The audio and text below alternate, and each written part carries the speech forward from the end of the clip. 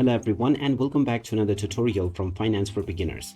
In this video, I'm going to show you how you can log into your existing account on the Gemini Crypto Trading App. So let's get started right away.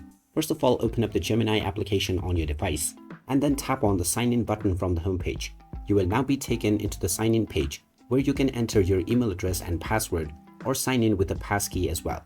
Type in the email address that you have used while signing up for your account and then click on continue. You will then be prompted to enter your account password. If you have forgotten your password, you can reset this as well by tapping on forgot password, and you also have the option to sign in with a passkey that will be sent to your email. Proceed with either one of these methods, and once you type in your password, you can tap on the sign in button, and now you will be logged in to your account on the Gemini Crypto Trading App. You may be asked to verify your identity by entering a CAPTCHA. After the verification process is complete, you can start trading with your existing account right away.